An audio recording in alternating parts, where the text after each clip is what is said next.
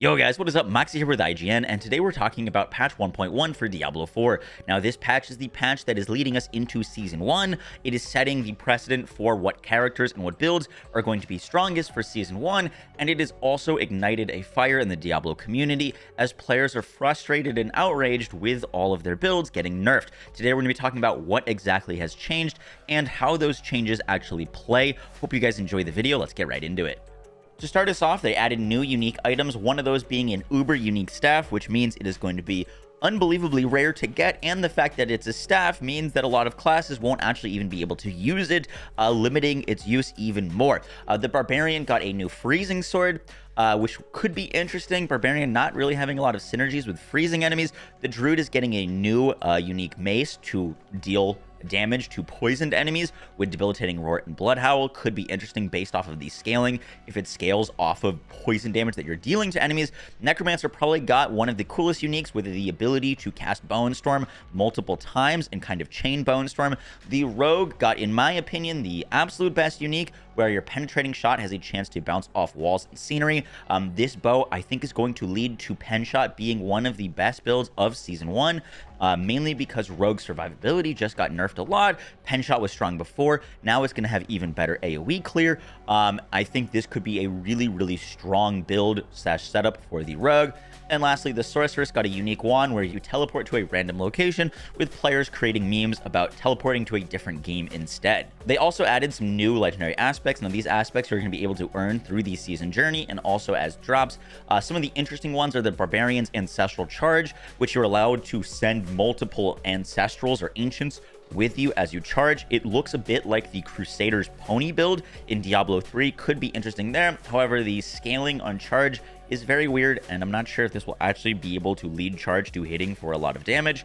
The Druid is getting the Subterranean offensive aspect, where Poison Creepers active also cast Landslide in a circle around you, and your Earth skills deal 10 to 20% increased damage to poisoned enemies. Now this works for just the bottom part, so if you're wearing this, your Earth skills will just deal more damage to poisoned enemies, and it gives us another way to proc our landslides in a large area besides trample. I think this is going to be a very pinnacle part of leveling on Druid using this subterranean aspect. Necromancer got Gore Quills, where Blood Lance will consume blood orbs and conjure lances from them. This sounds really neat for Blood Lance, which also just took a bit of a nerf recently, so cool there. And then Rogue is getting the ability to cast Puncture with Poison Imbue. Could be neat for the poison stacking build on Rogue. And Sorcerer got a Firewall aspect that seems at first glance pretty useless. Firewall and the Flame Sorcerer need more damage, they need more burning damage, and this aspect is not giving them that. Now we get to class fixes and changes, and to start us off, Barbarian got their Hammer of the Ancients build fixed or nerfed. The aspect of Ancestral Echoes was dealing double dip damage on the echo of the Hammer of the Ancients. That's been completely removed, removing about 4 to 10 times the damage that Hammer of the Ancients was dealing. So now Hammer of the Ancients, while still hitting multiple millions on enemies, feels way worse to play, and you're also going to possibly running into mana issues as they secret nerfed all of the resources across the board. So if you had resource rolls on your rings, on your helmet, which Hammer of the Ancients really benefits from, those also got nerfed, so multiple nerfs to Hammer of the Ancients. In addition, for the Barbarian, some big changes. They buffed Upheaval's damage by 20%. However, it received a 30% nerf before launch, so it's still weaker than it was in the betas, just a little bit better now. They buffed Deathblow's damage to bosses, which is great. They nerfed Hamstring and Cut to the Bone. These were Barbarian's bleed passives, which I was really excited to use for this new season. However, they got nerfed. Not a huge nerf, but they did get nerfed, and Hamstring not slowing all enemies is going to need to be a workaround, which I do have an idea for a build with. Next up, they buffed / nerfed Gore's Devastating Grips. These unique gloves for the Barbarian used to be able to hold damage and then you could release it when you wanted to. Now they explode every 2 seconds with you having no control of when they explode. They removed the hit cap for Gore's Devastating Grips. However, you don't really have enough time to store up enough damage for that to even matter in only 2 seconds. So Gore's Devastating Grips still feeling not great. And they did buff the Fields of Crimson bleeding damage bonus from 10 to 15%. It's going to be really interesting trying a new bleed build in Season 1 for Barbarian. Overall, for the Barbarian, it got some buffs, it got some nerfs. However, the biggest nerf to the Barbarian comes to the general changes to affixes on gear. Sword crit damage was nerfed, vulnerable damage was nerfed, cooldown reduction was nerfed, damage reduction was nerfed, armor was nerfed, and all of these things the Barbarian benefits from a lot more than other classes. Now, the reason for that is because the Barbarian gets 4 weapons. So while one class may have vulnerable on their weapon and they're only losing 40% of that vulnerable damage, Barbarian could have 4 weapons, have vulnerable damage on all of them, plus their rings. On my Barbarian, I lost over 100% vulnerable damage and over 100% crit damage with these new changes to crit damage and vulnerable damage, which, even though the Barbarian didn't receive that many nerfs, the general nerfs are making it feel like it's doing a lot less damage. The Druid had some buffs to boulder damage and also the Cataclysm ultimate, which is nice. However, there was a massive nerf to Grizzly Rage. Grizzly Rage is the ultimate that turns you into a werewolf or a werebear, and you're in that ultimate for around 27 seconds. However, with the nerf that they did to Druid, you only get Unstoppable for 6 seconds while you're in Grizzly Rage. Now, Unstoppable prevents you from getting CC'd by enemies, and while you're in the werewolf form of Grizzly Rage, you can only cast werewolf skills, and there's no werewolf skills with Unstoppable. So now, as a Grizzly Rage Druid, which is a very popular ultimate to use on the Druid, you're just stuck to getting CC'd. You do not have an option, unlike other classes, to get out of those CCs besides just not getting hit by them. So while they didn't really nerf Druid's damage, Druid damage is still feeling really good, still hitting millions of damage on the Druid. You are going to be a lot less tanky and a lot more susceptible to dying very quickly via CCs, which are probably the most frustrating way to die in Diablo 4. They also nerfed Druid's healing by nerfing Masochistic. This would heal you on every critical hit, and now you need a lucky hit to heal on your critical hits. And they also nerfed Druid's Envenom. Passive Envenom was giving you 60% multiplicative damage increase with crit damage against poison enemies at 6 out of 3. That is now changed to additive damage. It is only going to be 60% additive damage. What that means is if you had 1000% crit damage and you had Envenom, you were dealing 1600 crit damage. Now you are dealing 1060 because they are additive. This is a massive nerf to the Druid's crit damage with Envenom, and players are going to start looking for other amulet rolls because that is no longer a great passive. The Necromancer saw some nice buffs to the minion setups.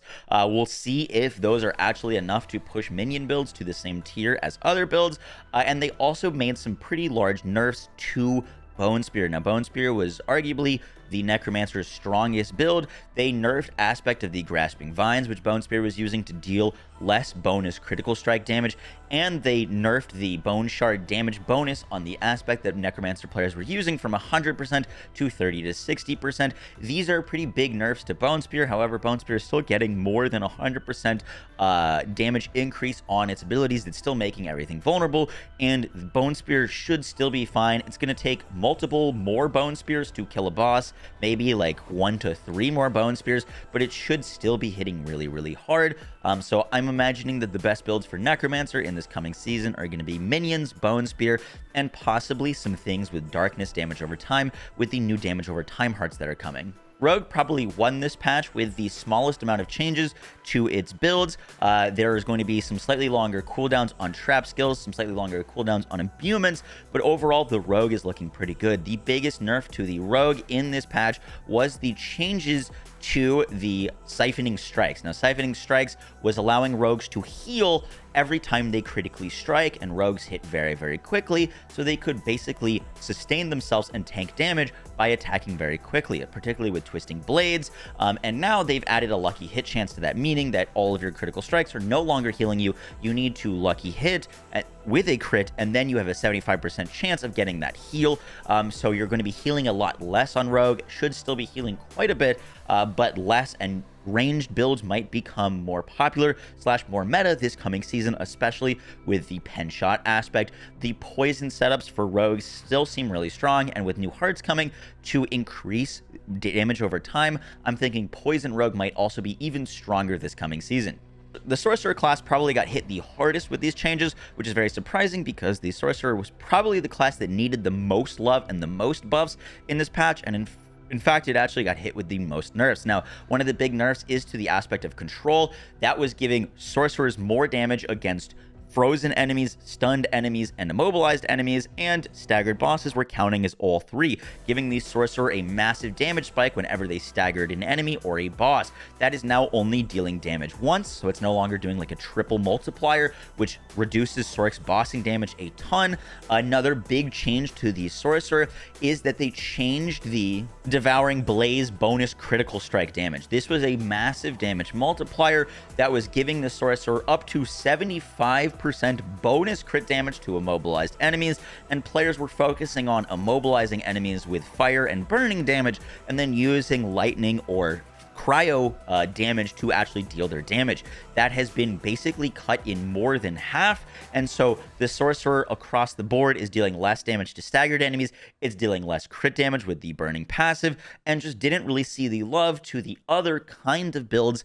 There were some buffs here and there, but just didn't really see the kind of love that the Sorc needed to make up for these big damage losses that they got from the control nerfs and the Devouring Blaze nerfs.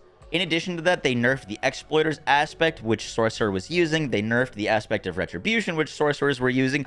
And they nerfed the aspect of Disobedience, which Sorcerers were using. A lot of other classes were using these as well. And the aspect of Disobedience is probably one of the biggest nerfs for all the classes, because this was a must-use on basically every class. And now all the classes are just going to be getting less armor. In addition to those aspect nerfs, they also nerfed a lot of the crit damage, vulnerable damage, and basic stats on weapons while buffing other things. Basically, they buffed all of the additive damage multipliers and they nerfed all of the multiplicative damage multipliers, which is a weird way of balancing because the damage formula stays the same. So even though they're trying to incentivize us to use more passives on our gear and make vulnerable crit and main stat less important, they still remain just as important because they're still damage multipliers that are in their own section of the damage formula. The damage of the additive multipliers is just overflowing, and you're not going to be getting much damage out of those increases. In addition to all these changes, they also nerfed co-op play, making monsters while you're playing with friends have more health. They nerfed experience gain. You used to get a 25% experience bonus when you're killing monsters 3 levels higher than you. Now you need to kill monsters 10 levels higher than you for a fraction of the XP that you're getting for killing enemies 3 levels higher. They also nerfed power leveling and boosting alternative characters or alts. You used to get, if your friend killed a monster that was level 100 and you were a level 1 character, you would get the experience for killing a level 100 monster. Now you get the experience for killing a level 11 monster. So your friends killing monsters in your game are going to give you significantly less experience, so leveling is going to take longer in general. They nerfed the capstone dungeons. Basically, if you beat a capstone dungeon, for example, if you're level 58 or 60 and you beat the capstone world tier 4 dungeon to allow you to level up to world tier 4, if you've proven yourself on that capstone dungeon and beat it, you do not get to play world tier 4 until you're level 70, meaning a lot of characters are now going to have to grind 10 more plus levels on world tier 3 with the reduced experience gain without getting ancestral gear just to make it to world tier 4, where before, if they proved themselves on world tier 4 by killing that capstone dungeon, they could access world tier 4. There is now a hard level lock on unlocking world tier 4 and world tier 3. They also nerfed Hell Tides. You now need more cinders to open up the mystery chests from the Hell Tides, going up to 250 cinders. Hell Tides are currently bugged, dropping less cinders than they should, so that will hopefully get fixed soon. They also nerfed cooldown. They nerfed a lot of things. Overall, players that are playing Diablo 4 are really frustrated, are really upset. It seems like a lot of these changes are meant and intended to slow down the game. Players are going to be doing less damage with less survivability. We are getting lower damage on basically every class across the board, and it seems like they might be doing this to balance for the upcoming hearts that are coming in Season 1, which will give characters a massive balance boost. However, players are really frustrated because their characters that they've worked hard for are feeling worse. The higher nightmare dungeons that they could do before, they can no longer do. And even though we might get a power spike coming in Season 1, it doesn't address that Blizzard in this patch didn't really change a lot of the things that people were looking forward to. Season patches and season changes a lot of the times add new diversity. They enable new builds to be made. And what this patch feels like to a lot of players is just nerfing everything and not making other things more viable. There are buffs here and there, but at the same time, all those buffs are met with nerfs to a net damage loss. Let me know what you guys think about this patch and all of these changes here.